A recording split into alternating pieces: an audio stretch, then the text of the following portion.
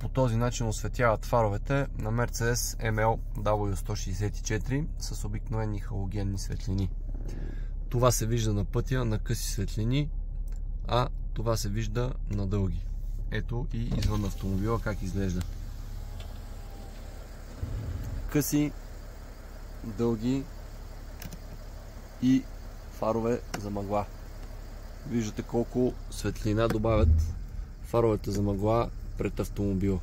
Неколкократно спрямо осветяването от късите светлини. В какво състояние са фаровете отвън? Сега камерата малко преиначава в момента визията им, защото са мокри, тъй като виждате колата е току-що прибрана от дъжда. Знаете, когато са мокри едни фарове, изглеждат малко по-добре.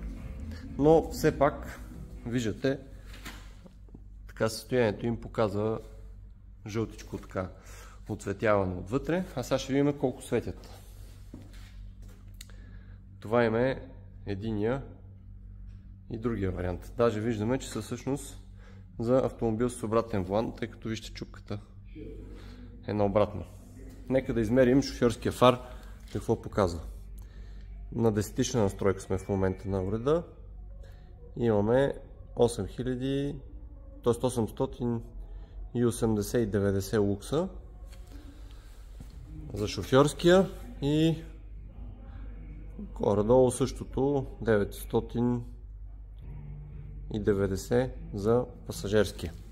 Сега почвам работа и след малко обратно да видим какво съм направил. Ето вече как изглеждат фаровете на ML. Отвън са полирани, защитени, минати с PPF фолио. Отвътре са рециклирани, подменени са им блендите, за да може да бъдат вече за европейски или ляв волан. И са монтирани кружки както в късите, така в дългите светлини. Ето ги как светят. Помните, имахме 890 и 990 лукса, съответно за шофьорския и пасажирския. Сега обаче най-вероятно уредът ще бъде заслепен от многото светлина, или поне, не е съвсем, но от 890 тук виждате отиваме на 13 000. Тъй като сме на 10-тична настройка, виждате, не виждате съвсем. Сега ще намаля чувствителността на камерата, за да виждате по-добре. Ето. Горе-долу, 12 800 за шофьорския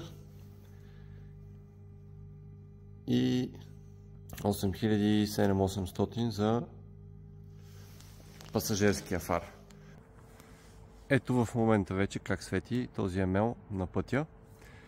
Преди това помните каква беше тъмница и каква беше разликата между фаровете за мъгла и късите светлини. В момента фаровете за мъгла практически, както виждате, забелязат се тук за някаква част от секундата, че светват, но всъщност никаква светлина не дават. Това са късите светлини и това са дългите светлини.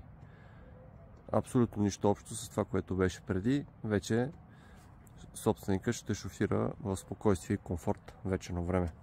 Аз съм Оги, Фарова ОРГ. Ако искате и вашият автомобил да прогледне, може да ме намерите на телефона, който е най-отдолу на вашия екран. Ако пък ви харесват видеята, които качвам, може да ме последвате в TikTok, в YouTube и в Face, като се сабскрайбнете, лайкнете или просто ме последвате, зависи в коя платформа. Чао!